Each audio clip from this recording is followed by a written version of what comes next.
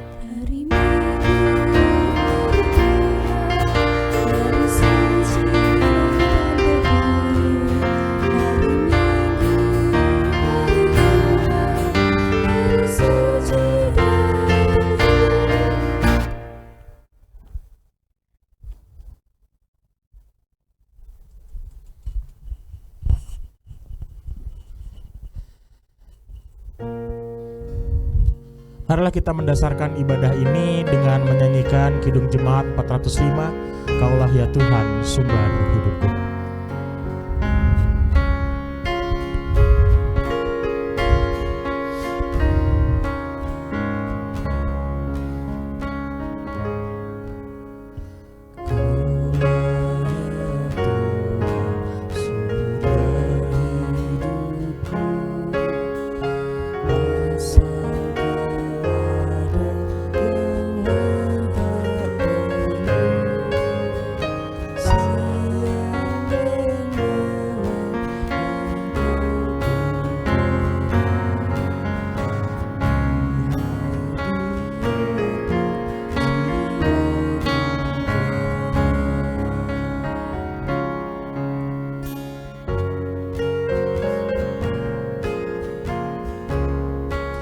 Pertolongan kita adalah di dalam nama Tuhan yang menjadikan langit dan bumi, yang kasih setianya tetap untuk selama-lamanya dan tidak pernah meninggalkan perbuatan tangannya.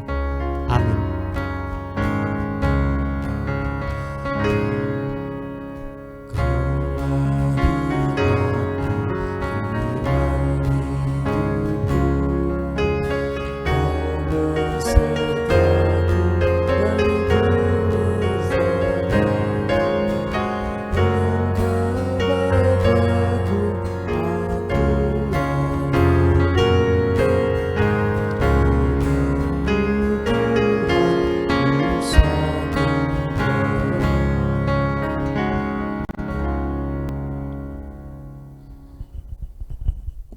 Marilah kita bersama-sama mengakui dosa-dosa kita di hadapan Allah.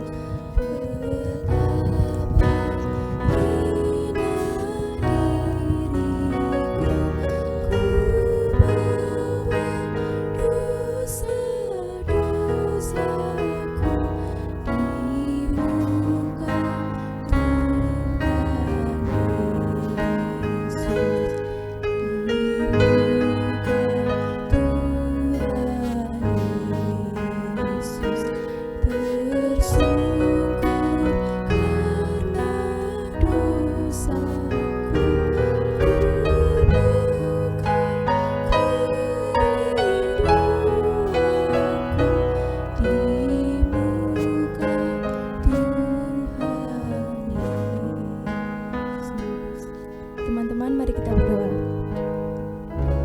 Tuhan Allah Bapa kami yang bertata di dalam kerajaan surga yang maha mulia, kembali lagi kami datang kepadamu ya Bapa dengan penuh ucapan syukur atas berkat-Mu satu minggu ini. Ya Tuhan, sekarang kami datang kepadamu hendak meminta ampun kepadamu apabila dalam satu minggu ini kami telah melakukan banyak sekali kesalahan, baik itu yang disengaja maupun yang tidak disengaja, baik kepada kedua orang tua kami maupun kepada teman-teman kami maupun kepada orang-orang di sekitar kami. Tuhan, tolong ampunilah kami ya Tuhan. Demikianlah doa kami Tuhan. Doa ini kami panjatkan hanya dalam Putra-Mu yang tunggal, Tuhan kami Yesus Kristus.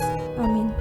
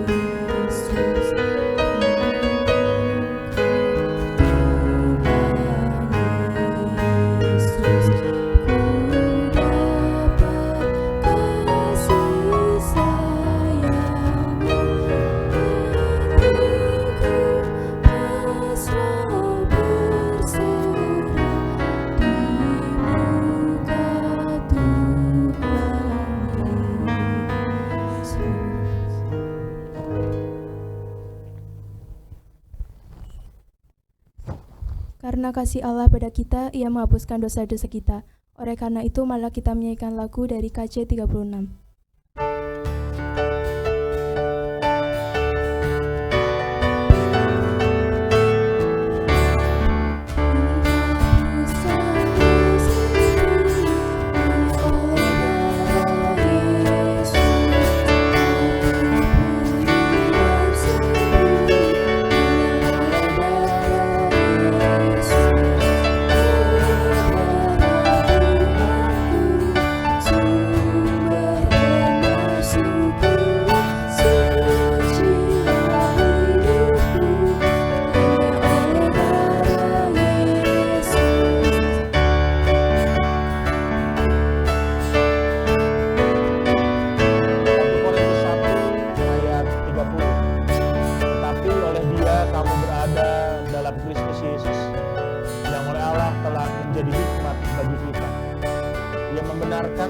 Dan menguduskan dan menebus kita.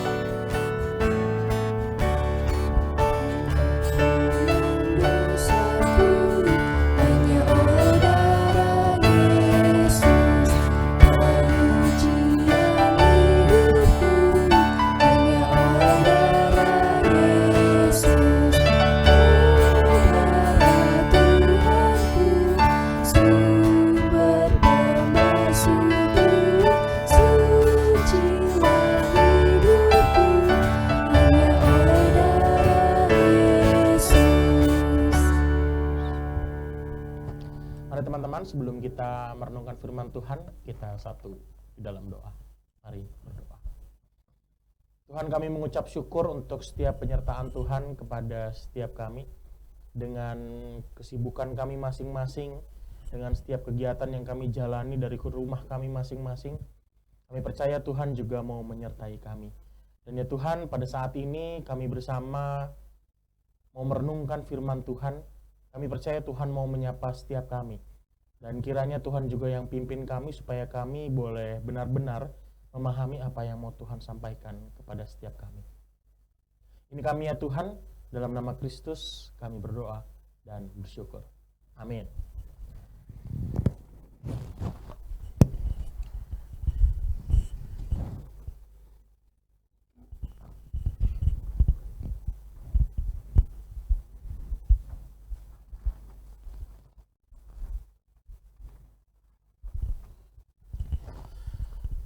Daud dipilih bukan karena fisiknya tapi karena hatinya. Aku gak usah pakai ini lah ya.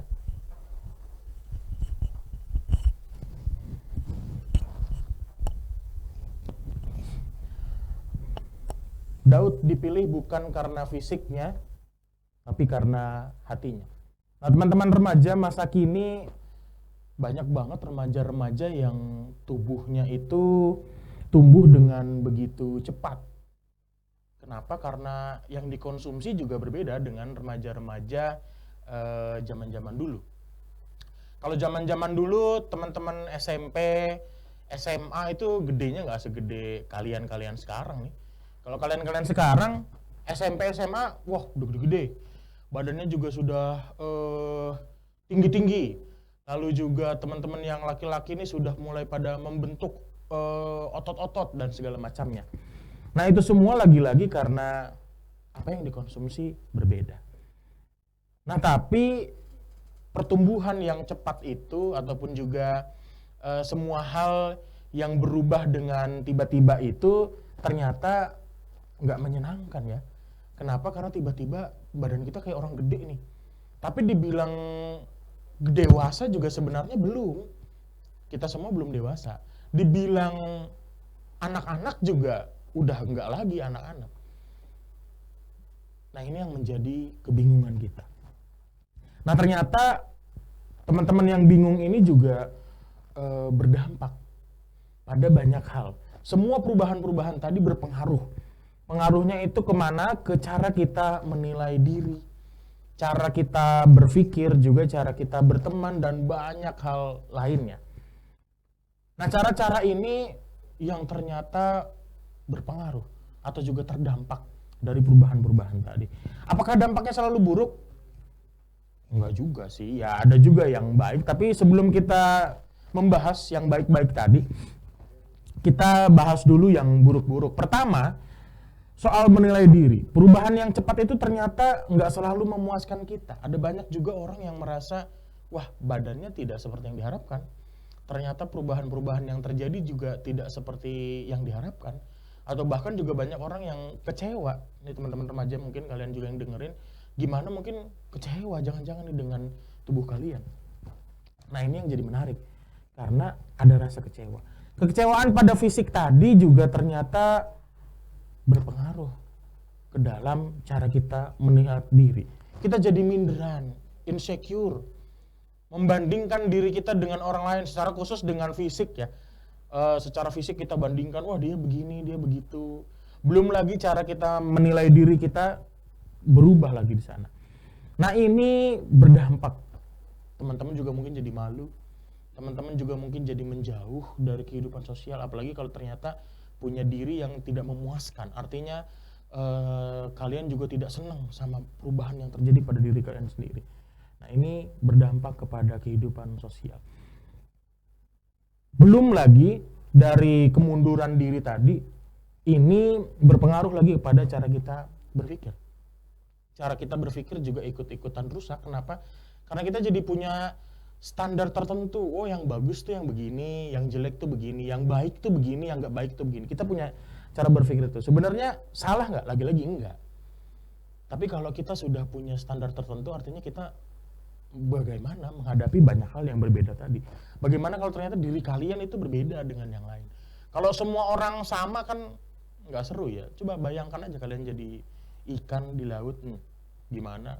Tiap ikan mukanya sama. Wah ini nggak seru ya. Nggak beda-beda nih, nggak berwarna, nggak seru. Nah perbedaan-perbedaan tadi ini juga ternyata dipengaruhi lagi. Akhirnya apa yang terjadi ketika kita punya pemikiran seperti itu? Kita bisa banget rusak kehidupannya. Kita bisa banget rusak juga cara bertemannya. Kita bisa banget juga hancur citra dirinya. Kenapa? Karena tadi kita membandingkan banyak hal. Nah yang hancur, yang asik. Ini yang jadi menarik. Masalahnya mana nih yang lebih hancur? Apalagi kalau kita lihat di dalam media sosial ya, ada banyak banget tuh pembahasan di sana, banyak banget yang positif tapi juga banyak banget yang negatif. Nah masalahnya yang lebih seru ini yang negatif. Makanya yang positif ini agak susah, rame dibahasnya.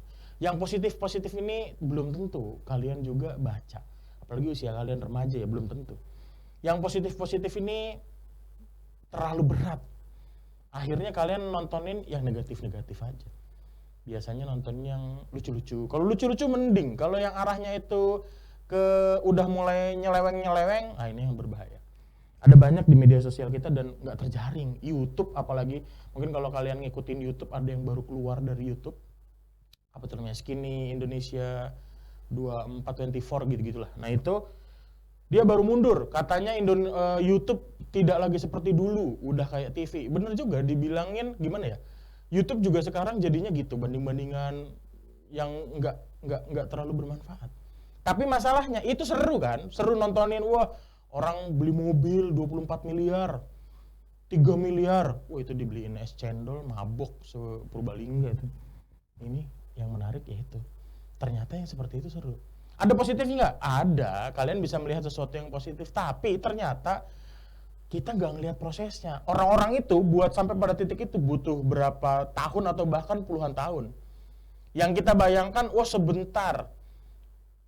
Nggak ada yang instan teman-teman.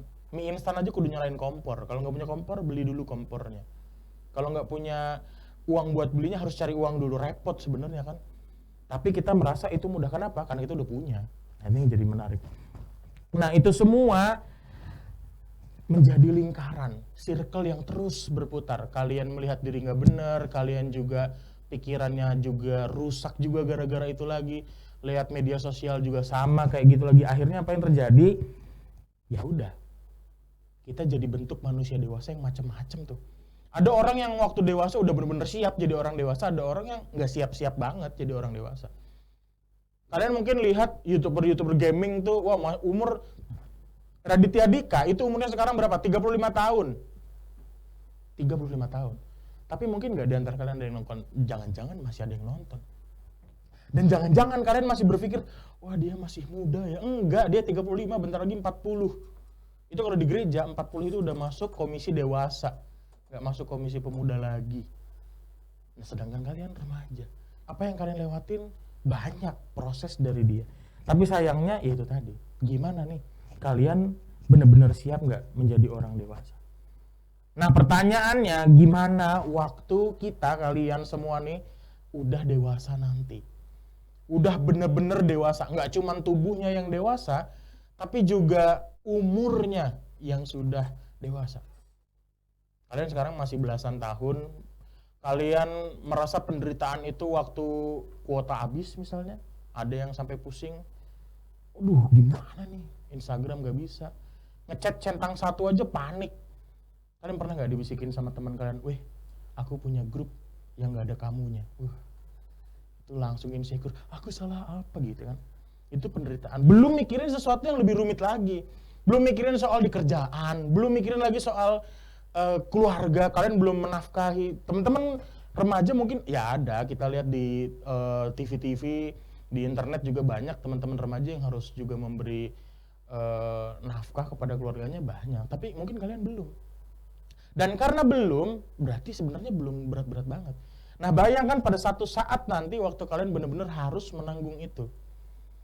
Waktu kalian semua sudah mulai persiapan kepada ranah yang lebih dewasa, kapan sih waktu kalian benar-benar mengambil keputusan ataupun juga menikmati perjalanan hidup kalian seorang diri? Nah pada waktu itu baru terasa jadi orang dewasa tuh kayak gimana sih. Nah dewasa ini artinya kita sendiri menjalani kehidupan kita. Kita yang menikmati setiap resiko. Kalau ternyata ya misalnya gini, kalau kalian tuh sekarang makan tuh ya udah tinggal makan, nggak perlu masak dulu kan. Tapi kalau kalian jadi orang dewasa, kalian yang menentukan mau makan apa. Nanti sore aku mau masak apa ya? Kalau mau beli uangnya tinggal berapa ya? Kalian sekarang mungkin nggak berpikir seperti itu. Makanya aku, kalau kalian mau coba sekali-kali berpikir jadi orang dewasa itu kayak gimana, cobalah ngekos. Ngekos dengan uang 100.000 sebulan. Makan nasi pakai makaroni.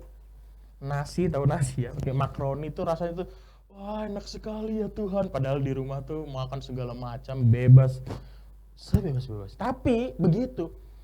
Kalau kalian punya uang, kalian bisa pilih dengan bebas-bebasnya. Kalian menikmati apa yang kalian hasilkan. Tapi waktu kalian gak punya uang, ya kalian juga menikmati penderitaan itu tadi. Kalian kena dampaknya langsung. Itu orang dewasa. Dia menikmati segala sesuatu hasil dari keputusannya, hasil dari kerja kerasnya. Apakah itu baik atau buruk, mereka yang menikmati secara langsung. Dan pemikiran kita juga akan kelihatan dari sikap kehidupan kita. Waktu kita punya pikiran segala macam nih, macam-macam, nah kita juga kelihatan dalam sikap bentuknya. Waktu kita merasa bahwa orang tuh harusnya saling mengasihi, bener nggak? Nanti kalian bisa kelihatan tuh. Apalagi kalau kalian sudah mulai punya teman, nanti kalian lihat mana teman yang beneran teman, mana teman yang cuman manfaatin doang. Mana teman yang datang di awal bulan, mana teman yang datang di akhir bulan, itu bisa kelihatan. Mana teman yang benar-benar menemani kalian waktu suka, dan mana teman yang kelihatan waktu duka. Kalian akan bisa lihat. Dan itu semua cermin dari pemikiran. Kalau kalian bilang, wah harus saling memaafkan, nah kalian karena belum dapat masalah yang besar. Coba sekali-sekali kalian ngobrol sama orang tua kalian, pernah nggak sih dijahatin sama teman kerjanya? Pernah nggak sih dijahatin sama teman bisnisnya? Sering. Dan taruhannya adalah keluarga. Kenapa? Kalau misalnya bisnisnya hancur atau pekerjaannya hancur, siapa yang rugi? Bukan cuma dia sendiri, tapi keluarganya. Nah kalau kalian nggak ngerjain PR, apa ruginya? Ya cuman paling dihukum, dimarahin gurunya. Kenapa kamu gak ngerjain PR? Lupa bu, selesai udah, habis itu gak kenapa-napa lagi. Bukan sesuatu yang berdampak berat sekali. Tapi segitu aja kadang-kadang udah pusing ya. Nah teman-teman, jadi orang dewasa ini menarik.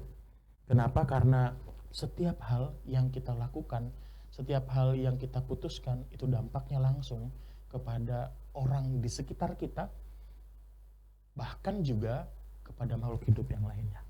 Nah, apakah semua itu bisa menjadi baik? Apakah waktu kalian semua nanti dewasa, sekarang kalian remaja, waktu kalian sudah jadi dewasa, sudah jadi orang dewasa yang punya idealisme masing-masing, apakah kalian bisa jadi baik? Ya bisa dong. Caranya gimana? Caranya tentu harus punya hati yang baik juga. Kalau pikiran kalian nggak baik, ya nggak baik. Ini sekarang lagi rame soal penjaga CCTV yang di Starbucks selalu dia diberhentikan gara-gara dia melihat CCTV dan melakukan pelecehan seksual. Rame tuh. Itu adalah bentuk dari pikirannya. Kalau pikirannya begitu ya begitu juga. Kalau kalian pikir, wah aku akan menjadi kaya, gimana caranya? Nyuri, ya udah nyuri aja. Tapi kalau kalian berpikir bahwa menjadi kaya itu punya banyak benda, punya banyak harta itu harus kerja keras, ya kalian akan kerja keras. Tapi kerja kerasnya ke jalan yang baik ya, bukan mencuri itu kerja keras Kak. Ya benar, cuman kan beda aja gitu. Itu bukan kerja keras yang baik ya. Nah ini yang jadi penting, punya hati. Kenapa hati penting? Nah ini yang jadi kuncinya. Hati itu adalah kunci. Kalau kalian melakukan sesuatu pakai hati, apapun akan kalian lakukan baik. Kalau kalian lihat orang sedih nih, tapi kalian pakai hati, pakai perasaan kenapa dia sedih, kalian akan bersimpati. Tapi kalau kalian nggak pakai hati, misalnya dia orang yang ngeselin banget, ya sudah dikit kita akan hancur-hancurin habis-habisan.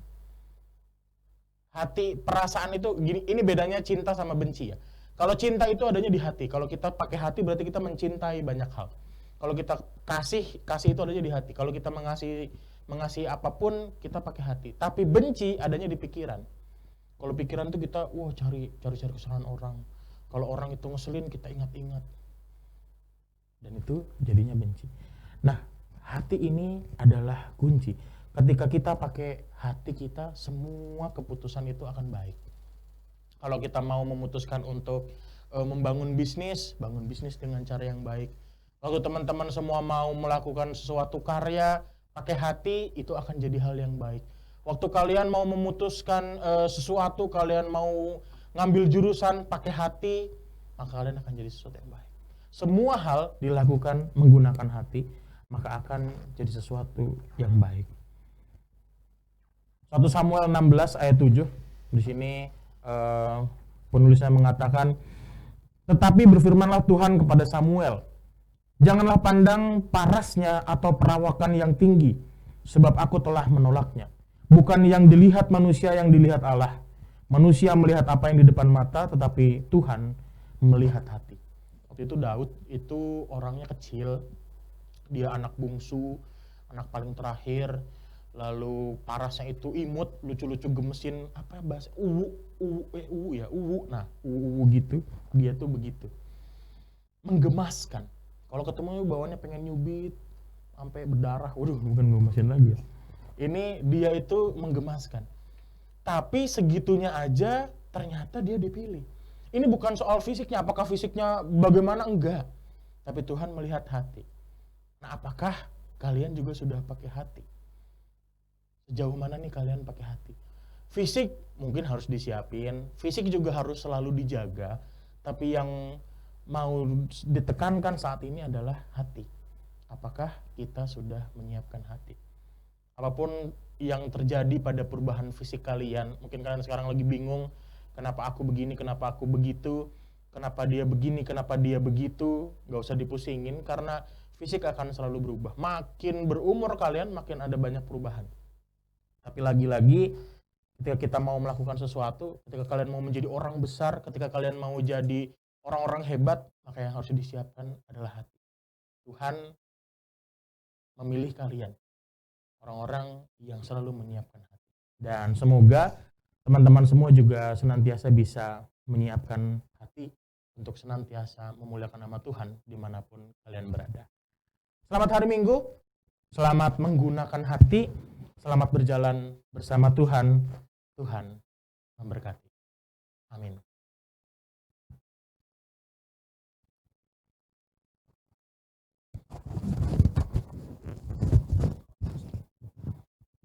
Satu lagi aku ya? Satu lagi ya?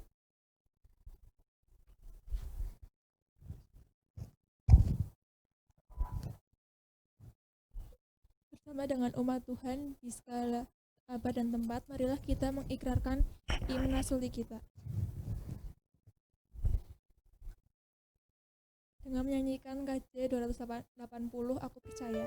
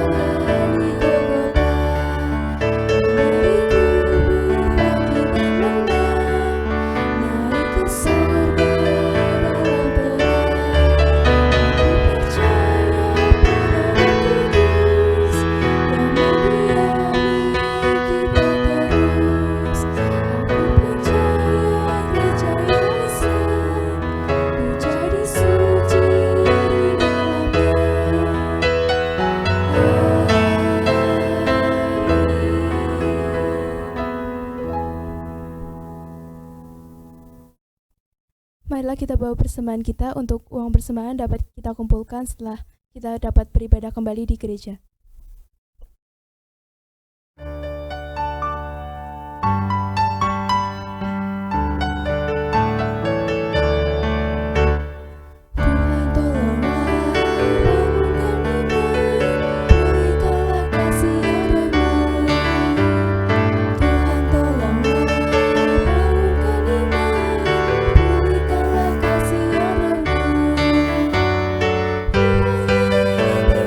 Jangan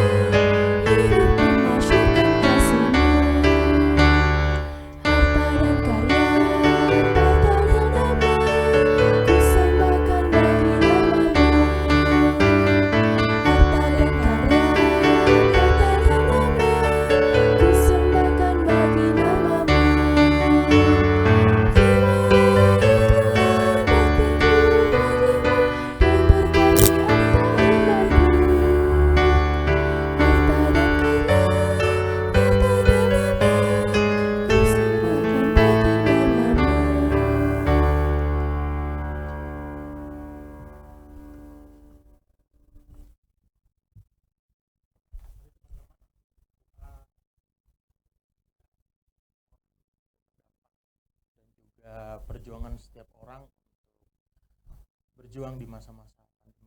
Mari Tuhan, kami bersama menyadari bahwa situasi saat ini adalah situasi yang sulit. Mungkin kami juga adalah orang-orang yang terdampak, sekalipun tidak langsung, tapi kami melihat ada banyak juga masalah yang datang. Dan saat ini ya Tuhan, kami mau berdoa untuk orang-orang yang kami kasihi, yang mungkin juga kehilangan pekerjaan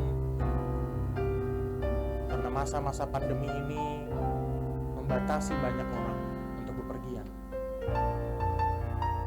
Mungkin orang tua kami, mungkin juga saudara-saudara yang kami kenal, mungkin juga orang-orang lain yang kami kenal.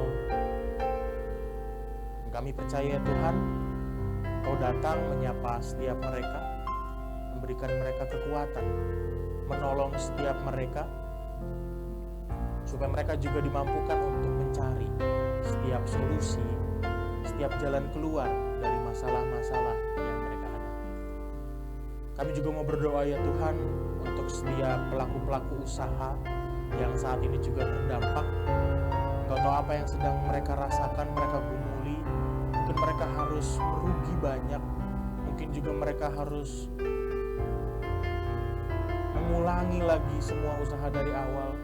Mereka juga mungkin harus memunculkan inovasi-inovasi baru. Dan kami percaya Tuhan menolong mereka, supaya setiap mereka juga boleh menyelesaikan setiap masalah. Kami juga mau berdoa ya Tuhan untuk bangsa kami. Apa yang sedang diusahakan, apa yang sedang diperjuangkan, kiranya Engkau juga menolong dan memberkati. Juga berkati setiap pribadi-pribadi, pemimpin-pemimpin bangsa, untuk boleh juga segera bersikap yang terbaik untuk masyarakat di bangsa ini. Secara khusus kami mau berdoa untuk pemerintahan di Purbalingga. Kami percaya Tuhan juga mau memberkati supaya setiap keputusan yang diambil itu semua dituntun oleh hikmat Tuhan. Dan kiranya setiap hal yang diputuskan juga boleh berdampak baik bagi setiap masyarakat. Kami juga mau berdoa ya Tuhan secara khusus untuk setiap tenaga medis,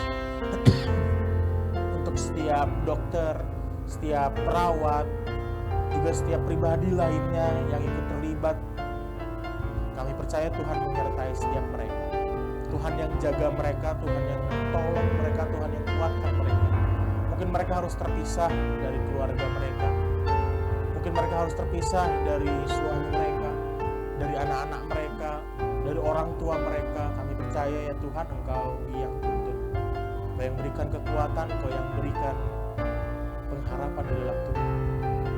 Kami yakin pandemi ini akan segera berakhir.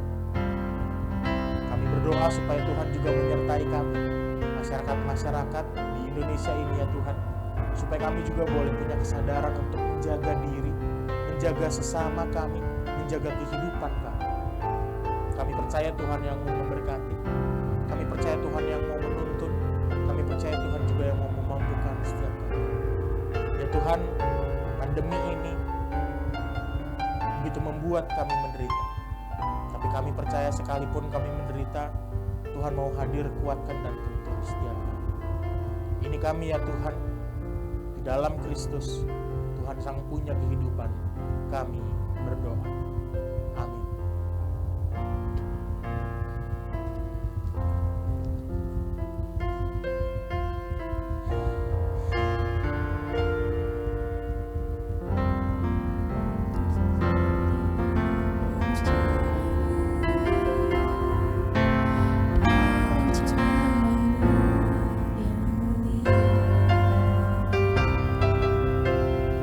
Dalam satu tubuh kami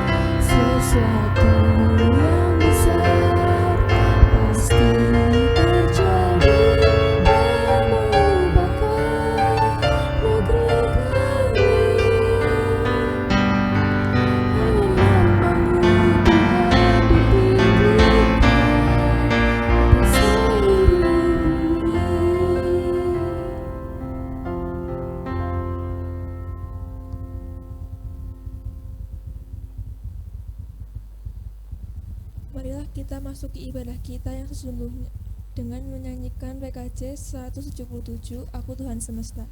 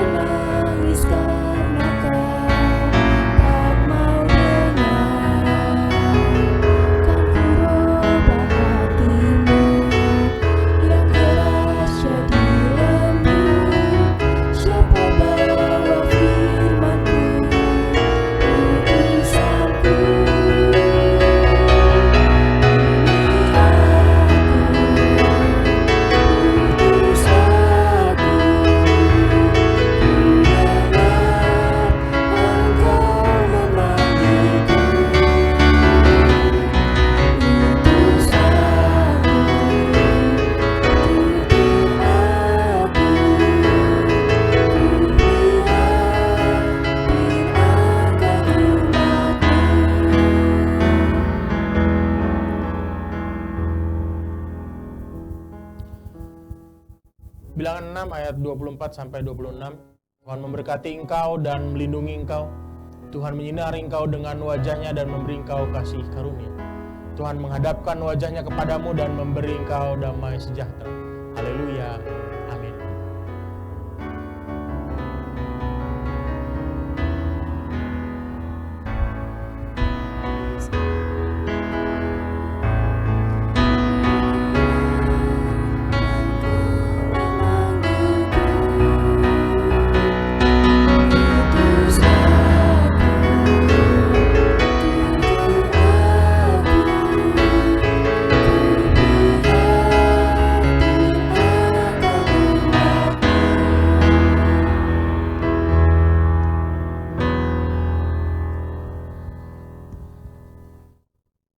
Teman-teman, ibadah kita telah selesai. Selamat hari Minggu, Tuhan Yesus memberkati.